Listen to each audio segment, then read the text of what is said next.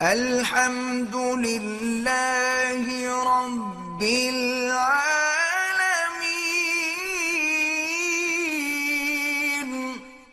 برادران کرام، آج کا درس جو ہے اطاعت والدین سے متعلق ہے،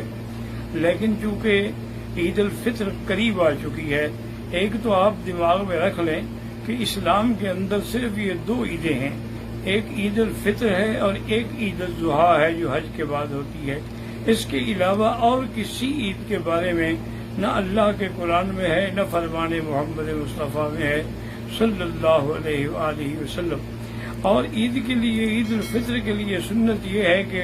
عید پڑھنے کے لیے جانے سے پہلے کوئی میٹھی چیز آدمی استعمال کر لے، کھجور کے چند دانے کھا لے، جیسے یہاں عرب حضرات کھجوروں کے ڈبے لے کے چلتے ہیں، راستے میں بھی سب کو کھلاتے چلے جاتے ہیں تاکہ سنت جو ہے وہ ادا ہو جائے۔ پھر وہ میدان عید میں جب جائیں تو تکبیریں کہتے ہوئے جائیں، اللہ اکبر اللہ اکبر اللہ اکبر اللہ اکبر لا الہ الا اللہ اللہ اکبر وللہ الحمد صلی اللہ تعالی علی خیر خلقہ سیدنا محمد وعلی آلہ واصحابہ وسلم تسلیما کثیرا کثیرا۔ اور اسی طرح یہ بھی سنت ہے کہ جس راستے سے جائیں واپس دوسرے راستے سے آئیں، تاکہ تمام راستوں کے اندر اللہ کی تکبیر، تحلیل اور تسبیح کا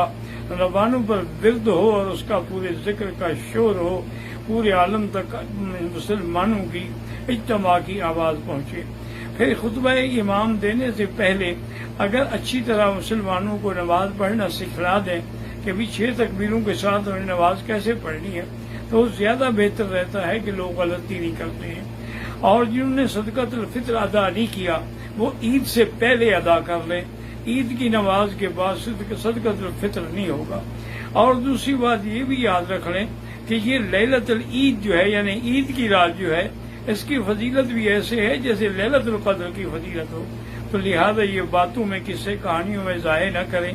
اور میری آواز یہاں تک پہنچ رہی ہے، ہر مسلمان اپنے اوپر یہ فرض سمجھ لے کہ اس رات میں نے صرف 2 رکعت پڑھ کے اللہ سے اس کرونا اور وبا کی ٹالنے کے لیے دعائیں کرنی ہیں، تو انشاءاللہ ان کی دعائیں جو ہیں وہ منظور و مقبول ہوں گی۔ اور دوسرا، آج جو عظیم حادثہ ہوا ہے کراچی میں ہوائی جہاز کا، ان شہداء کے لیے بھی دعا کریں کہ اللہ ان کی مغفرت فرمائے، اور ان کے جو پسماندگان ہیں اللہ ان کو صبر جمیل عطا فرمائے۔ یہ ایک عظیم حادثہ ہے جسے ہم بھول نہیں سکتے۔ وہ بیچارے عید کے لیے آ رہے تھے اور یہ فلائٹ عید کے لیے ہی چلائی گئی تھی، لیکن اللہ کی مرضی جو ہے، مرضی کے مولا ہمیں اولا، اور ہمیں اس پر صرف یہی کہنا ہے انا للہ و انا الیہ راجعون۔